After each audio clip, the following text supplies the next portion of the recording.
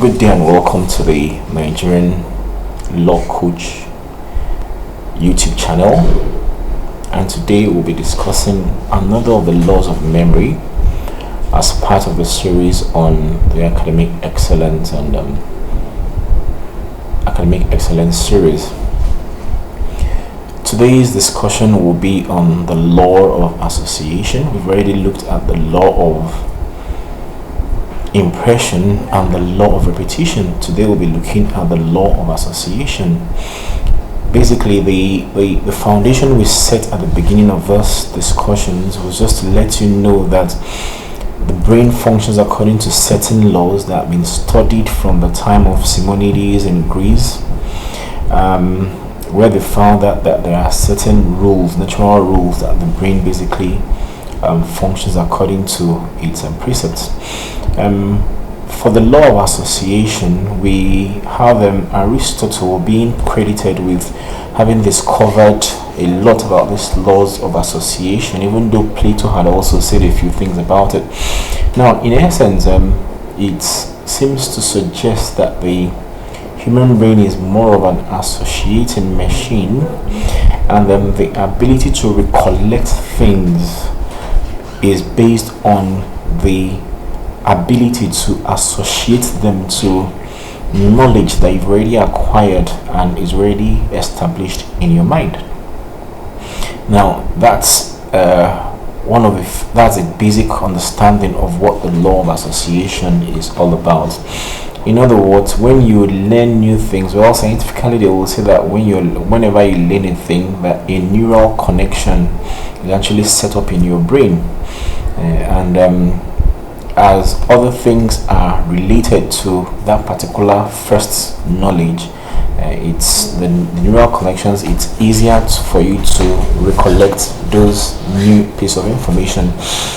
How this works in practice is, let's say for example, let's use Nigeria as an example. As a Nigerian, basically, I know from, it's been established in my mind for a very long time from primary school that Nigeria got an independence in 1960. Now, that date 1960 has already been formed in my mind. I can't forget 1960.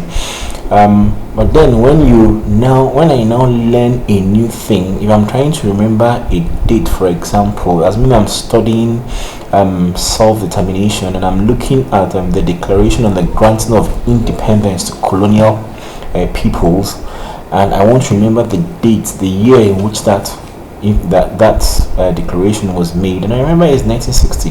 Now, as I'm reading, immediately I want to remember 1960. I relate it back to the year of independence of Nigeria. So anytime I want to remember the year of the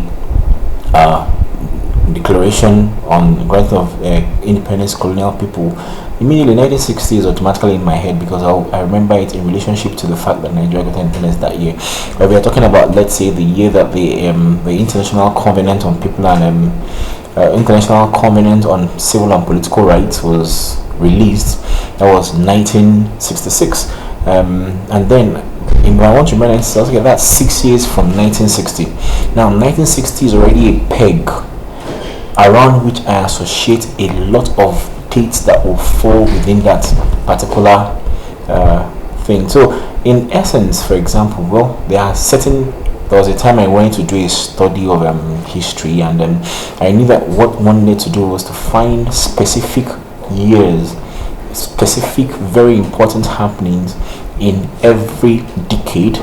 For example, it's fixed in my mind that 1914 to 1918 was the First World War.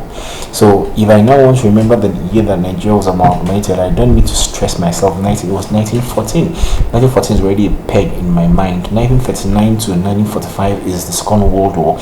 So what somebody who uses the law of association does when reading is that they take specific information and keep them as pegs on which to attach other information.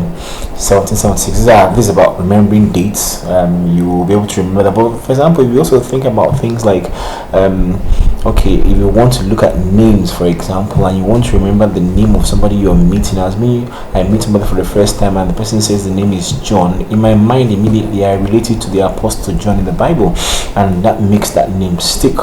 So it's a matter of proper associations. Aristotle talked about four different aspects of association. He talked about the law of similarity, he talked about the law of contrast, he talked about the law of contiguity, and he talked about the contrast, similarity, and contiguity. Now, in issue of similarity, it means that when you remember when something new comes up, it brings about ideas of things you've known in the past that are similar to that particular new idea. Like we just talked about this date thing and things that happen around those dates. Or when you think about the law of contrast, it's in essence says that your mind tends to be able to remember things that contrast things already. If you have a new experience, it's possible for you to always remember the contrast of the ideas that you're having at this current time. So that is in essence what. And then contiguity, basically that when you experience two things almost at the same time, it's likely that one will call up once you have a new experience of one, it will call up the other one that you experience at that same time or in the same space. Now this is basically how the mind works, and like I've explained to you practically as a student, it means that as you're studying, you're taking specific information. For example, remember that there are some cases that since I left the university I have not even looked at again, but they somehow they somehow got a lodging in my head. Take for example, I remember that there was this case of MCC and Araka and Monia Construction Company and Araka that dealt with frustration. Now that case, even though I never read it, but it's never left my mind because somewhere along the Onitsha Expressway there's a way they call MCC. So immediately and Araka is a name that I know amongst my people. So immediately I saw MCC and Araka, it never left my mind because I associated with that's Monia Construction Company, the construction company. I just associated with that and it's never left. And for most of my cases, I always try to find out, is there any similarity to any of the parties in the case and all of that, and it helped me to always remember my cases. This happens in so many other areas. You can associate things in pairs and all that, but the most important thing you need to understand is that your mind draws associations and you have to utilize that. It's a basic way the mind works. It always wants to associate, and if you're conscious, that's why maybe, like I said, one day when we're talking about concentration and a lot of those things, you learn that the key is consciousness. You need to be conscious, you need to be present. What some other disciplines call present, the practice of being present. So when you're present and maybe you want to remember something, automatically you're searching, you're brainstorming, what do I already know that is related to this new information I'm getting, and then you peg them, you pair them, you put them together either in the form of a contrast or in the form of a similarity or in form of the surrounding contiguous elements that occurred at the same time you got that information. So in essence, that's what we're talking about, the law of association, and it's a conscious thing you do as a student when you study. You don't do things carelessly, you study consciously, noting specific things even in your own human experience.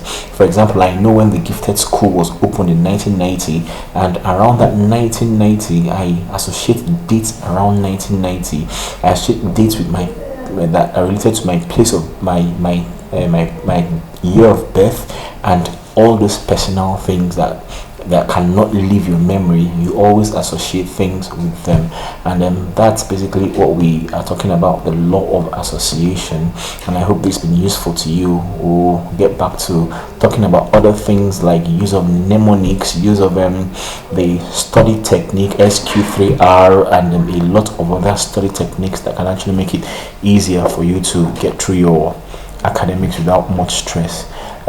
Thanks for listening, and just make sure you subscribe to the YouTube channel, and we'll be back another time. Thank you.